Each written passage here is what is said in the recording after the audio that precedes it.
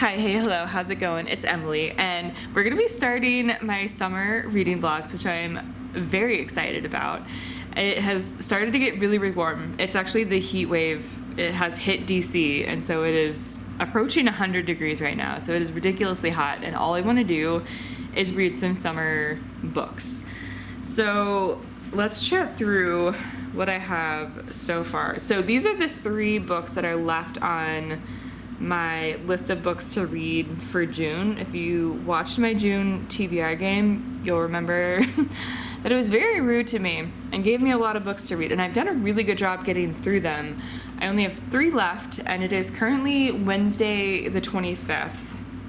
Is it the 25th? Whatever, it is Wednesday, and the month ends this coming Monday. So I don't have that many days left in the month.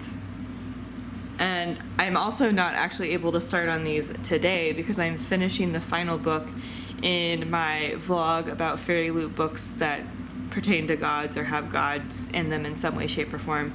So I'm finishing the last book for that vlog. Just while I was filming clips, I wanted to go ahead and get this intro started.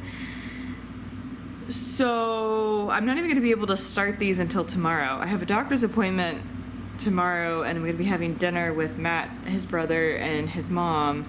So got some plans tomorrow, and then it's the weekend, and I'm going to be hanging out with Matt, and I don't know, I never know how much time I'm going to have to read over the weekend.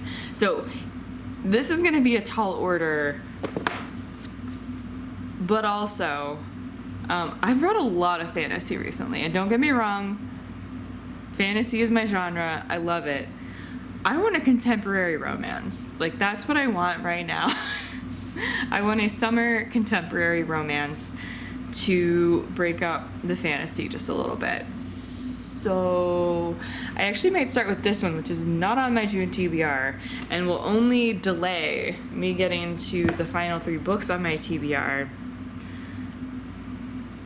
But I really want a contemporary summer romance. So I'm really in the mood for something like Summer in the City by Alex Aster. I think might be one that I turn to because it is relatively short. I think it's under 300 pages. So I hopefully would be able to get to this or read this relatively quickly and then be able to start to get to these other 3 fantasy books. Yeah, because all 3 of these are fantasy, if I didn't mention. So again, I want to break up the 3 fantasy I either just read or I'm currently reading with the 3 additional fantasy books. Will I have time? Will I have time? I literally will need to read like a book a day to be able to finish all 4 of these, which I don't think is gonna happen. But I think if I at least have started the last book by the end of the month, I think I will let myself count that, because the game was so rude to me last month, or at the beginning of the month. I technically was rolling like at the very end of last month, but still, the game was very rude to me, and I think I will just make an executive decision that if I have at least started the final book, so I need to get through 2 of these and be started on the 3rd one. As long as I can get to that point, I will let myself count it and not give myself any sort of punishment when I film July's. So actually I might need to film July's TBR game, like, I don't know, maybe early in July as opposed to late in June, to make sure that I actually do what I'm supposed to do. Anyway, point is, I'm rambling, but point is, I need just like the tiniest break from fantasy, and I might go off rail just a little bit from the TBR and read this Alex Aster book and then continue with these other fantasy books. But that is a problem for tomorrow, Emily, because as I said, I still have to finish the last half of The Gods Below by Andrea Stewart. So I'm gonna go do that. I've got a few things to get done, so I'm gonna go do that and listen while I do those things. Hopefully get a good groove going and be able to get a good amount read of that one so that I can finish it pretty early tomorrow and then get started on these. Anyway, I'll check in later. So it is the next day. I was in fact able to finish the book that I was reading for that other vlog early this morning. So I have been listening to Summer in the City by Alex Astor this morning while applying for some jobs. And I've been really enjoying this. I'm on chapter 15, around 125 pages in, and this has been fun. This has been really fun. We're following Elle and Parker. We don't actually get Parker's perspective, but he's the other love interest. But we're following Elle, who is a screenwriter. And so, writing her latest script, and she's had some writer's block. The script isn't really flowing out of her, and so she is actually going to be staying in her sister. Her sister bought a place in New York, and it's being renovated over the summer. She's not living there, and some of the renovations are done. There are just some areas of the apartment that still need to get renovated, and so Elle is staying in her sister's place while those last places are getting renovated, and her sister is traveling for the summer. And so she's just hanging out there, house sitting, keeping tabs on the renovation while working on her script. And her script takes place in New York. She actually used to live in New York City. And actually the first scene is the first time the two of these characters meet in a club. Elle is not really a club person. She is very much a reclusive writer. But that was kind of a final hurrah in New York City with one of her friends. And then she moved out to LA, was, working as a scriptwriter. She is now in New York just for the summer, again, in her sister's place, so that she can kind of get some inspiration. She wants to check out the locations that they have been able to get for filming and kind of work on a script around those locations. I think something hadn't worked out. Had something not worked out for a previous script? I don't remember why they already have some locations, or maybe that's normal to not have the script finished but have locations for filming. But anyway, they have locations in New York for filming, and so she actually wants to go to these places and hope that will kind of help unblock whatever is stuck in terms of her writing. And so who is her neighbor but Parker, who she does not remember fondly from their first interaction at this club. And it was a very heated, very sensual interaction, but didn't end well. And so she remembers this, and I was like, okay, great, you're my neighbor. Awesome, cool. And so they, come across each other as neighbors a few times. He asks her to be his fake girlfriend for the summer for reasons, in part that have to do with his work. He is a tech billionaire, started a company, whatever. And so there's some reasons he wants a fake girlfriend for the summer, and he in exchange has promised to kind of help go around with her to these locations and kind of help bounce ideas and help her get unstuck with her writing. And so she agrees. And of course, shenanigans is ensuing. It's just been funny. I enjoy their dynamic. I enjoy these two characters, and I'm just having a fun time seeing them interact and just go around New York City and to these filming locations to get ideas, or to various events that he wants to have a fake girlfriend at. She's starting to interact with some of his friends, and anyway, it's been a good time. So it's because it's pretty short. 120 pages is, shy of 50%, but maybe somewhere around the 40% mark, between 40 and 50. Anyway, so I'm a decent chunk in, but I'm going to continue listening to this, at least as much as I can today. Today's when I have a doctor's appointment and dinner, so I don't know how much I'll be able to read, but hopefully I'll be able to get some more reading in this afternoon and tonight when we get back. But yeah. All right. So it is now Sunday. I did finish Summer in the City on Friday morning, and this was so much fun. I think I gave a synopsis and general setup of the situation of what's going on here. And I just had so much fun with them going through the summer, getting closer, realizing that they have some things in common, but also have very different relationships to money just based on circumstances. And, you know, needing to work through career things, needing to work through what they really want in their life and what they're willing to do to get it. And again, kind of crossing that bridge of having very different relationships to money, because that can be a huge thing in relationships. But this was just so much fun. It was sweet, it was cute, it was fun. I really enjoyed it. I have also since been working on Capitana, and this has also been just a swashbuckling good time. And we'll start with what it's about, and then I'll get to some pros cons. So we're following Jimena.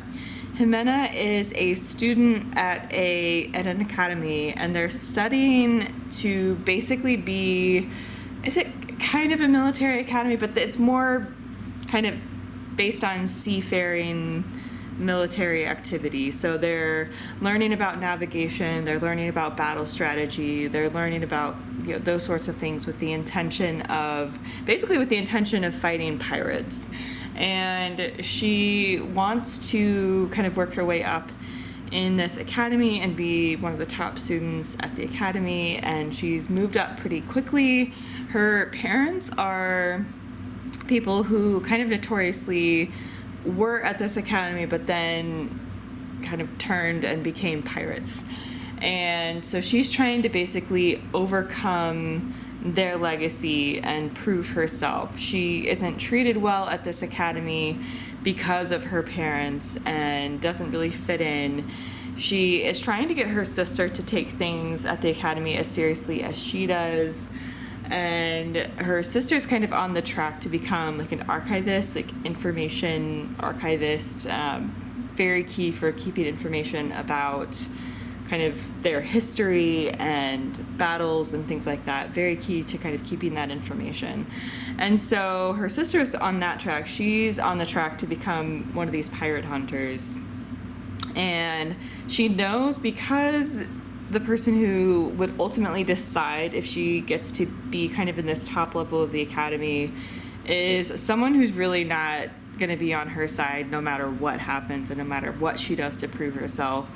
She knows that the only way she can really truly prove herself undeniably is to go after a legendary pirate that supposedly has kind of come back from the dead. This pirate was someone who was there kind of a long time ago.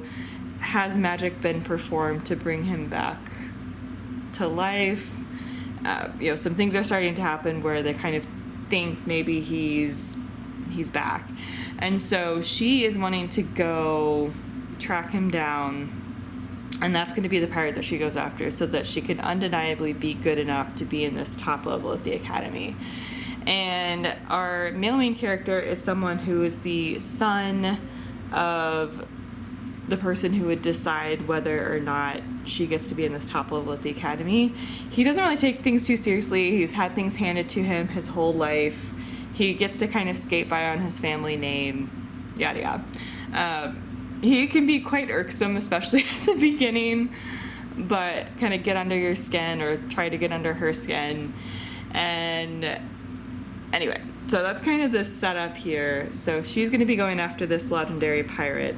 Is she going to learn that things with the Empire aren't what they seem? Is fighting for justice and the law actually good, etc.? So it has been fun. Like, I just wanted some pirate vibes. I just wanted some seafaring, swashbuckling good times, and that's exactly what this has been. However, the writing is very heavy-handed. Like, there is no subtlety in this at all. And so, the characters can kind of seem not caricaturish, I guess, but the characters kind of take things to the extreme with the role that they're supposed to fill in the story. Our main character is extremely stubborn to the point of making poor decisions for the sake of her stubbornness and pride. And of course, our male main character is just kind of irksome and trying to get under her skin the whole time, but because he likes her or is drawn to her, whatever. Anyway, and so anyway, I can see these characters being really annoying for people. And again, just the writing has no subtlety, but it still has been fun for me.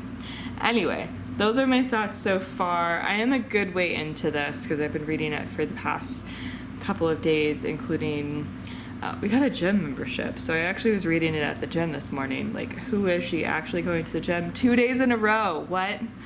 Hopefully I'll be able to keep that up.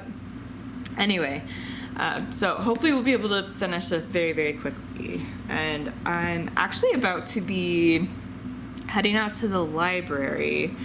Summerween is happening soon, and I would like to pick out some books to choose from for Summerween. And I would like to do so at the library because I don't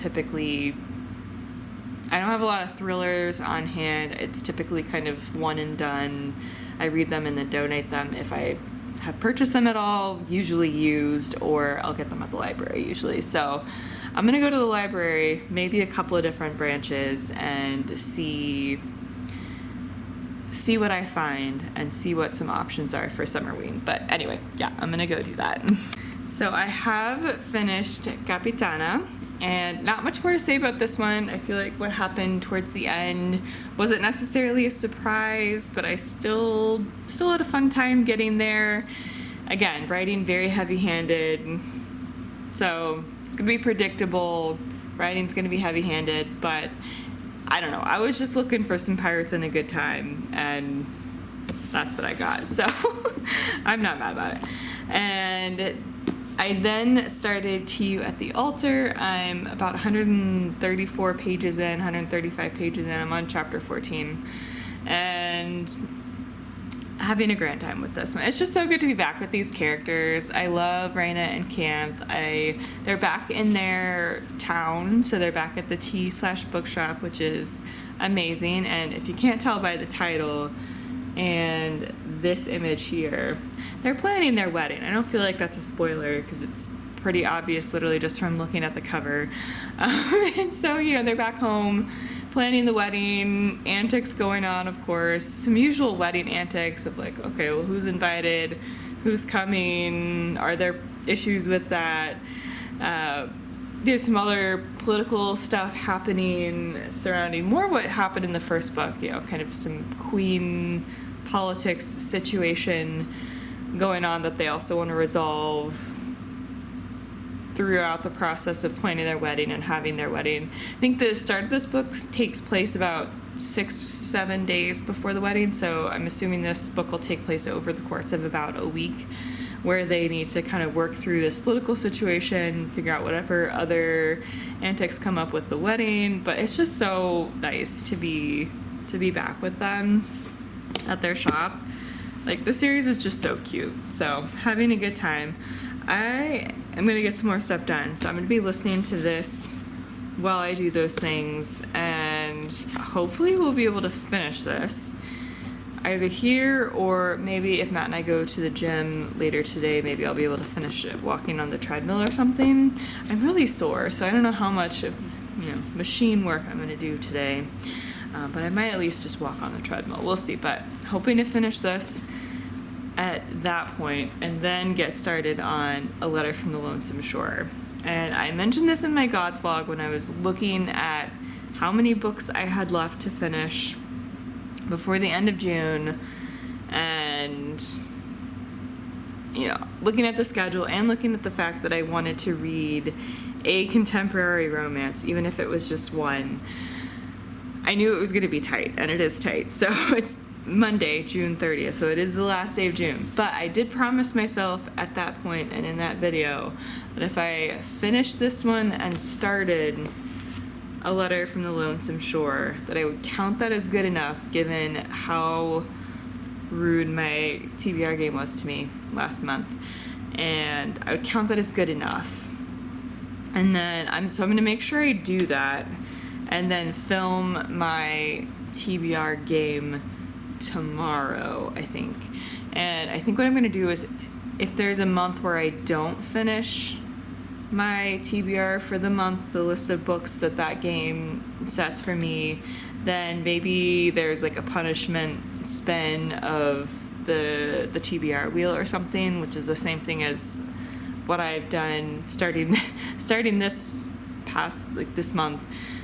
So the same wheel that I was using to find books after getting or landing on one of the crash spots. So I think if I don't finish things, that could be the way I deal with that, maybe. We'll see.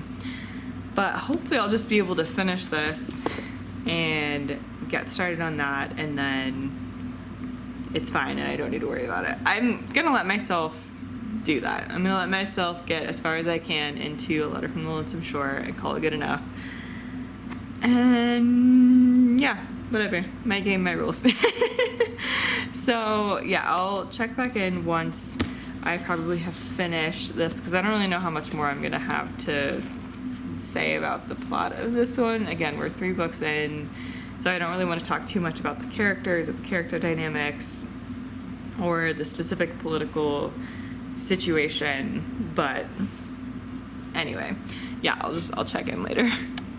So it is the next morning. I'm happy to report that I did finish To You at the Altar last night, and this was adorable. This was so much fun. I just adore this series so much, and I'm so intrigued to see what happens in the 4th one with where this left off.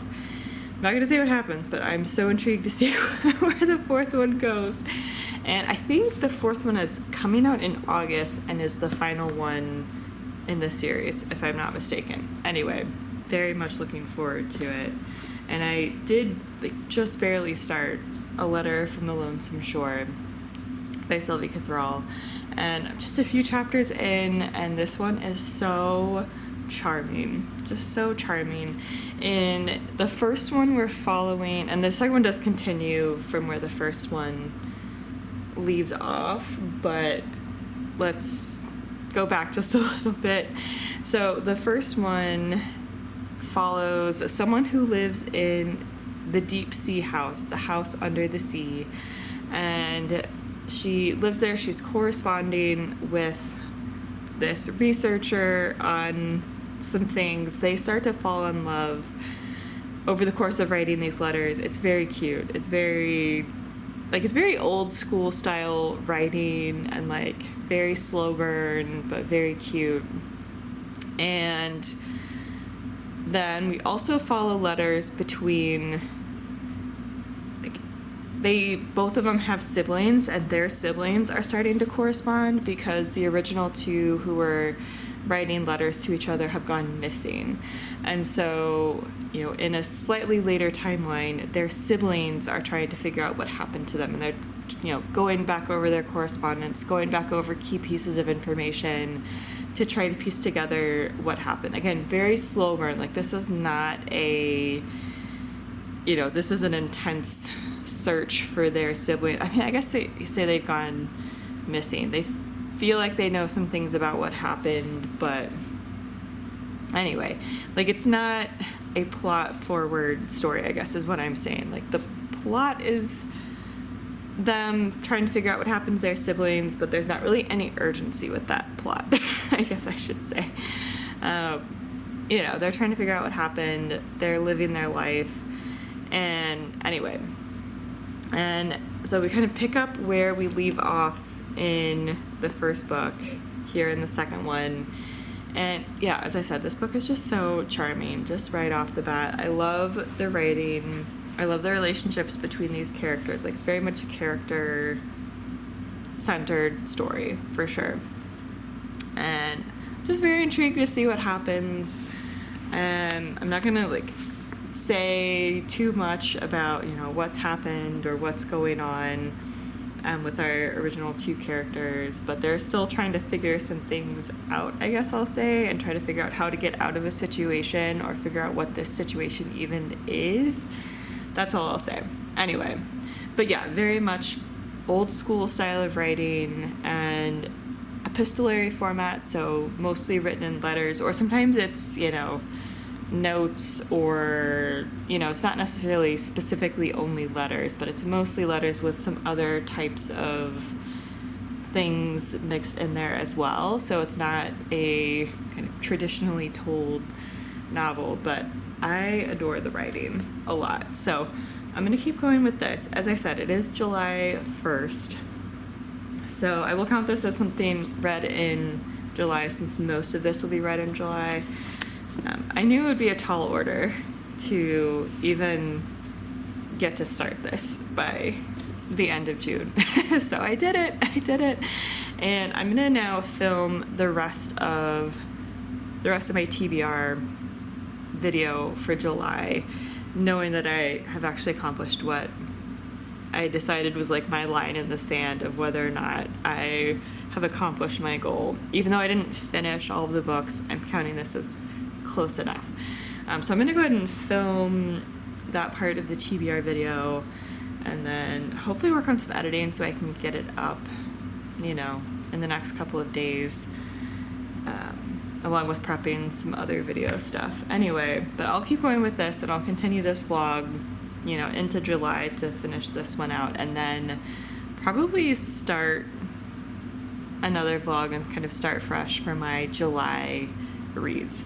So anyway, yeah, I'll check in later. So here to wrap up this vlog, I have finished A Letter from the Lonesome Shore by Sylvie Cathrall. So final book for this first summer vlog, and I really enjoyed this duology. I really enjoyed this installment as well, and we're just learning more about what has happened. We're learning more about where they are, and their siblings trying to find them. And I want to add some context to a comment I made in the other clip. There wasn't much rush at first to find these siblings because they thought they were dead. And so at first, when they were looking through their letters, it was just kind of to reminisce about their siblings and connect over kind of the shared loss of their siblings. And then they started to realize that maybe something else had happened and maybe they were still alive. Anyway, so that's I think I kind of made a weird comment about that, or a comment that didn't really cover the full context of why they weren't moving very quickly. They were just kind of reading through some letters. Anyway, that's why. And things do pick up a bit when they start to realize there might be more going on. But it's still a very slow, like, this is a character book. This is a character study. We're focusing on the relationships between these characters. So this is not a plot forward story at all. But I love the writing. I love the way this story is told. I love our characters. I'm so endeared to them.